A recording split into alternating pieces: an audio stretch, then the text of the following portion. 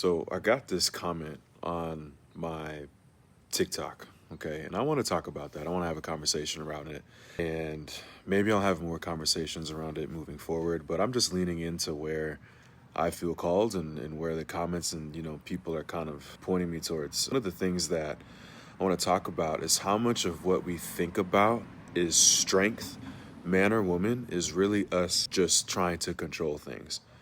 We say things like, I keep it together. We say things like, I don't let people see me sweat, never let them see you sweat. We say things like, I stay 10 toes down.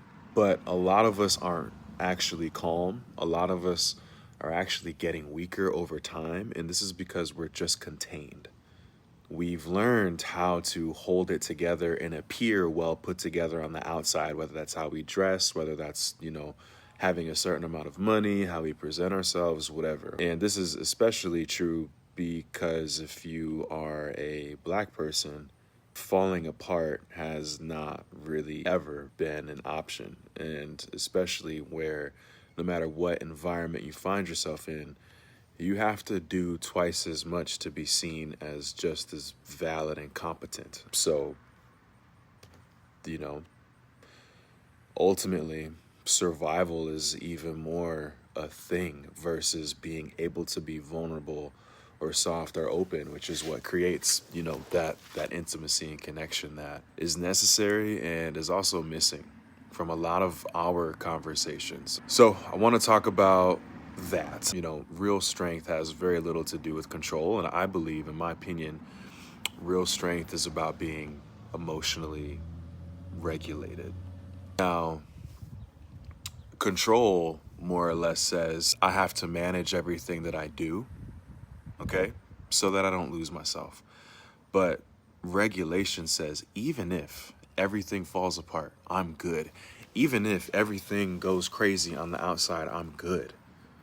Like, I can still always find myself and come home to myself. And that's a very different type of strength and clarity.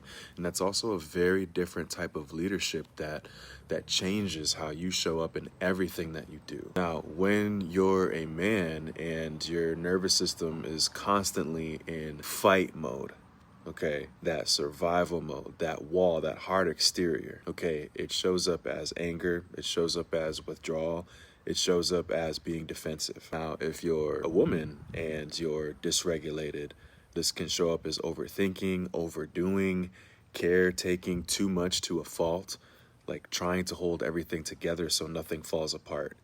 It's two different expressions of the same internal challenge, which is I don't feel safe. Now, when you don't feel safe inside of your own body, one, that causes dysregulation, okay? But also, connection really isn't possible. It's more so like, this is why we see a battlefield. This is why we see these dumb, ignorant gender wars going on. Like, well, that's not why, but that's like a result of this dysregulation and ultimately both sides manifesting this lack of an internal safety that has gone on for a long time. And you can't connect when your system is preparing to protect and when your system is preparing to fight. That's the point here. Now, if we're being real, I know for a lot of people, you saw parents, surviving, not being regulated, okay?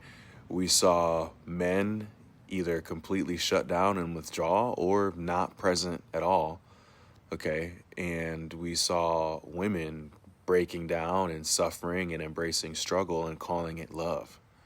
Now, as adults, we're trying to build connection from the same dysregulation that we grew up on that is breaking us. And so you have men who want to lead, but they end up controlling. And then you have women who want to feel safe and they end up over-functioning.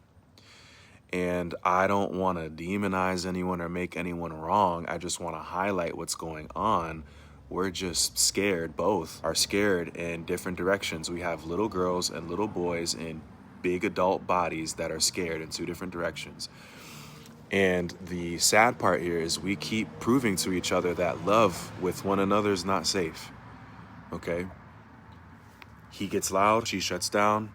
She expresses herself emotionally, he retreats into himself, and both are protecting themselves. But now they're protecting themselves from each other, and how those two things make them feel on the inside. And that's what happens when our dysregulated nervous systems are running the show. That's not intimacy. This is what survival mode looks like played out inside of relationship dynamics. So now when we talk about masculine leadership, I'm not talking about domination. I'm not talking about authority. I'm not even talking about provision and protection. I'm talking about capacity, the ability to hold tension without collapsing into anger or without running away into avoidance, thinking that's what you have to do, okay? When a man is regulated, his presence becomes a container. Like the calm energy that he can bring becomes the leadership. Like that's the leadership right there. He doesn't have to raise his voice to be heard. His energy speaks stability and invites stability and connection, because that's what regulation does, okay? And when a woman is regulated, her expression becomes nourishing, it becomes soothing. And when she's honest about her emotions, it doesn't flood the space, it doesn't blow up the spot, okay? It grounds it. When she's regulated, she's not begging to be seen, she's inviting connection, and a man who's regulated and present can actually receive it. And this is what healthy co-regulation looks like.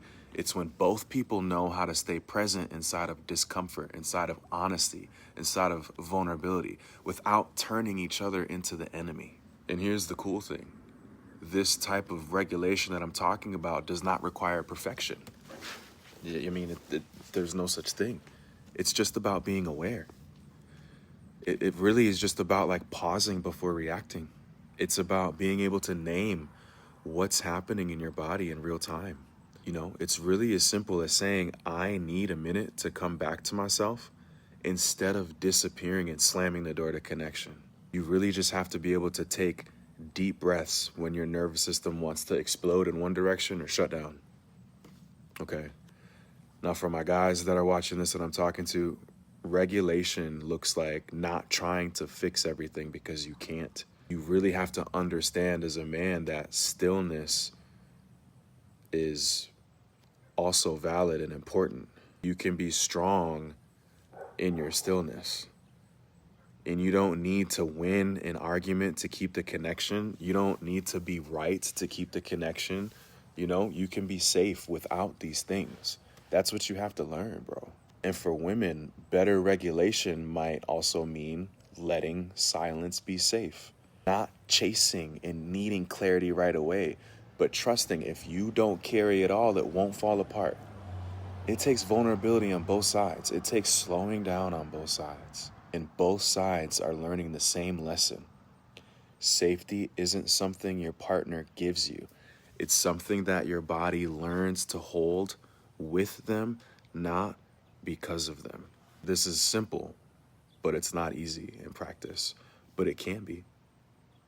The more regulated you are, I can tell you, the easier it is. Now, I do need to say this, I think, because context matters for Black people, because we've inherited generations of hypervigilance, generations of trauma, bodies, nervous systems that have been passed down to stay ready for danger, emotionally, physically, systemically. We have received messaging over the years to be strong, to be silent, to be unbreakable, and that strength without being able to be vulnerable and soft turns into isolation, turns into weakness. And that silence without safety and a place to really look at it turns into suppression. When you learn as a man to breathe and soften where it makes sense, and when you learn as a woman to rest instead of rescue and jump in where it makes sense, that's not weakness, that's healing over generations, okay? And every time we regulate our nervous systems, that's us telling ourselves that we're safe now and we can build something new and we can build from a different place. That's what real leadership is. It's not about controlling anybody. It's about the capacity to hold love without collapsing in either direction. Okay.